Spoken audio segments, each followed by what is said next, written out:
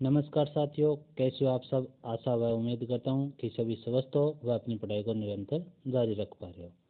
तो आज अपने अध्ययन करेंगे, जैसा कि आप सभी देख पा रहे हो, राजस्थान की कला संस्कृति और कला संस्कृति के अंदर अपने अध्ययन करेंगे राजस्थान के संत एवं संप्रदाय। राजस्थान के संत एवं संप्रदायों का बार बार पूछे जाने वाले प्रश्न है। हर एग्जाम में ये पूछे जाते हैं, कई बार पूछे जा चुके हैं। और फ्री MCQ बेंच रहता है अपना। हर रोज एक क्लास अपने एक टॉपिक का अध्ययन करते हैं। आपको टॉपिक पहले बता दिया जाता है और अगले दिन अपने उसके MCQ के माध्यम से प्रश्न लेके आते हैं। तो चलते हैं आज के प्रश्न की ओर। पहला प्रश्न पढ़िएगा, निम्नलिखित में से किसे राजस्थान के कबीर के नाम से जाना जाता है। यानी निम्नलिखित में से किसे राजस्थान के कबीर के नाम से जाना जाता है। दादू दयाल, जसनाथ जी, गरीबदास जी या पीपा जी। इनमें से किसे राजस्थान के कबीर के नाम से जाना जाता है। गत परीक्षाओं में भी पूछा गया है। तो इसका सही आंसर होगा दादू दयाल जी। दादू दयाल जी इसका सही आंसर होगा। दादू दयाल जी का जन्म अहमदाबाद में यानी राजस्थान से बाहर के संत अहमदाबाद गुजरात में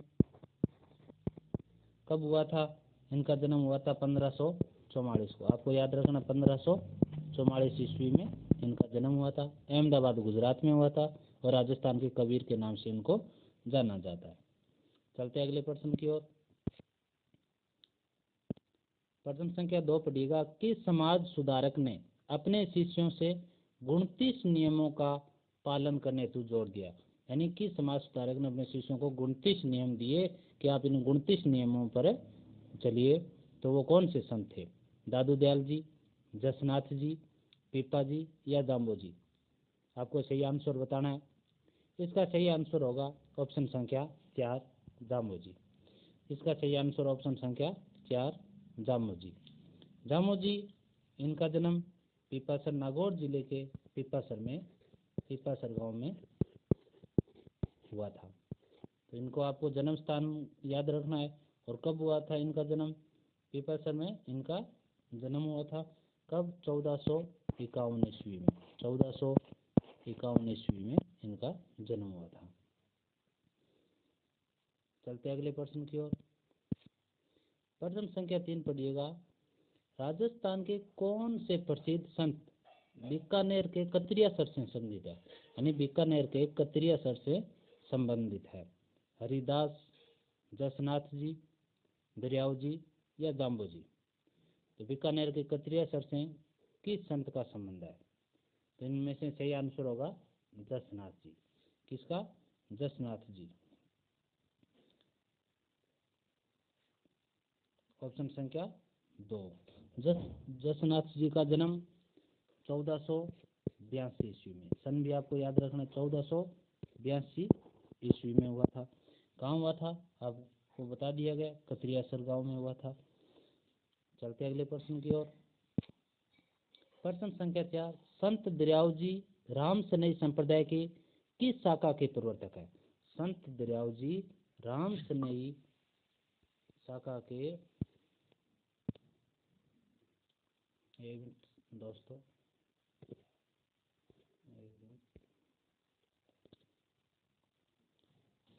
हाँ पढ़िएगा दोबारा प्रश्न को।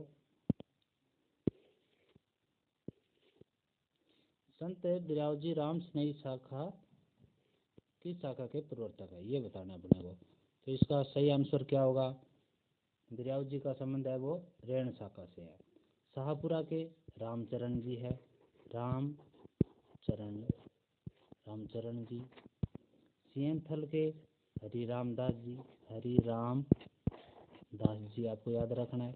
ये चारों बहुत बार एग्जाम में पूछा गया, चारों को मिलान के लिए। खेड़ापा के रामदास, खेड़ापा शाखा के रामदास और रैण के दरियाव जी। चलते अगले प्रश्न की ओर। प्रश्न संख्या 5 देखिएगा और पढ़िएगा, जसनाथ जी संप्रदाय के नियमों की संख्या है। यानी जसनाथ जी जिनका जन्म कतरिया सर में 1482 ईस्वी में हुआ था, उनके संप्रदाय के नियमों की संख्या कितनी है? 29, 42, 36 या इनमें से कोई नहीं। आपको सही आंसर बताना है। तो 29 नियम किसके थे? जाम्बोजी विश्नोई समाज के जाम्बोजी। 42 नियम किसके आपको याद रखना है? चरणदास जी संप्रदाय के है। और 36 नियम जसनाथ जी के है, जसनाथ जी के है। तो सही आंसर क्या हुआ? ऑप्शन संख्या 3 जसनाथ जी। चलते अगले प्रश्न की ओर। प्रश्न संख्या 6 पढ़िएगा। निम्नलिखित संतों में से कौन जन्म से मुसलमान था? यानी जन्म से कौन मुसलमान संत थे? माऊ जी, दादू दयाल जी, लालदास जी या चरणदास जी? कौन जन्म से मुसलमान थे, ये अपने को बताना है। तो इसका सही आंसर होगा ऑप्शन संख्या 3 लालदास जी। लालदास जी का जन्म 1540 ईस्वी में अलवर जिले के धौली दूब, यानी 1540 में, सन याद रखना है, अलवर जिले के धौली दूब आता है कई बार, या कई बार दूब, ठीक है, धौली दूब नामक गांव में हुआ था। ये जन्म से मुसलमान थे। चलते अगले प्रश्न की ओर। प्रश्न संख्या 7 पढ़िएगा। संत पीपा के गुरु थे। संत पीपा के गुरु थे। आपको बता दें कि संत पीपा थे, ये गागरोन के राजा थे। गागरोन के क्या थे? राजा थे। और इन्होंने राजपाट का त्याग करके रामानंद के ये शिष्य बन गए। रामानंद के शिष्य बन गए और भक्ति की खोज में निकल गए। उन्होंने अपना राजपाट भी त्याग दिया था। चलते अगले प्रश्न में। तो इनके गुरु थे रामानंद। प्रश्न संख्या 8 पढ़िएगा। चरणदास जी संप्रदाय की प्रधान पीठ कहाँ है? चरणदास जी संप्रदाय जिनके आपको हमने बताया कितने नियम थे? 42 नियम थे। इनकी जो प्रधान पीठ है वो कहाँ पे है? जबकि इनका जन्म अलवर में हुआ। चरणदास जी का आपको ये भी बता दें, चरणदास जी का जन्म भी अलवर के डेहरा में हुआ है। तो इनकी प्रधान पीठ कहाँ है? तो इनकी प्रधान पीठ है वो कहाँ है? दिल्ली में है। चलते अगले प्रश्न की ओर। प्रश्न संख्या 9 पढ़िएगा। दादू पंथ में सत्संग स्थल कहलाता है, यानी दादू पंथ के लोग जहाँ पर सत्संग करते हैं उस स्थल को किस नाम से जाना जाता है? मुक्तिधाम, अलख दरीबा, चोपड़ा या रामद्वार? तो उस स्थल को अलख दरीबा के नाम से जाना जाता है। चलते अगले प्रश्न की ओर। दादू दयाल गाम ने जन्म आपको बता ही दिया 1544 में अहमदाबाद गुजरात में हुआ है। और इनकी 5 शाखाएं भी चलाई थी इन्होंने। और इनके बाद इनका उत्तराधिकारी है इनका बेटा, जो इनका शिष्य है गरीबदास जी, इनकी गद्दी का उत्तराधिकारी बना था। चलते अगले प्रश्न की ओर। प्रश्न संख्या 10 पढ़िएगा। संत माऊ जी का जन्म स्थल कौन सा है? यानी संत माऊ जी है, इनका जन्म कहाँ पे हुआ है? चित्तौड़गढ़, कोटा, डूंगरपुर या उदयपुर में? संत माऊ जी का जन्म स्थल आपको बताना है। गत परीक्षा में भी ये प्रश्न पूछा गया। तो इनका जन्म हुआ था डूंगरपुर के सावला नामक गांव में।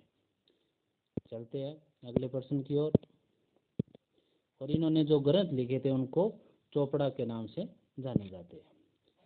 प्रश्न संख्या 11 पढ़िएगा। आचार्य तुलसी ने अणुव्रत आंदोलन का सूत्रपात कब किया? आपको सन बताना है। जैन धर्म के आचार्य तुलसी ने अणुव्रत जो आंदोलन चलाया था वो कब शुरू किया? 1945, 1944, 1952 या 1949 ईस्वी? तो ये 8वें थे, 8वें मुनि थे ये अपने धर्म के। और इन्होंने 1949 में शुरू किया था अणुव्रत आंदोलन। चलते अगले प्रश्न की ओर। प्रश्न संख्या 12 पढ़िएगा। अलखिया संप्रदाय की स्थापना किसने की? अलखिया संप्रदाय की स्थापना किसने की? चरणदास जी, लालगिरी जी, संतदास जी या भोलानाथ? अलखिया संप्रदाय की स्थापना किसने की, ये बताना आपको।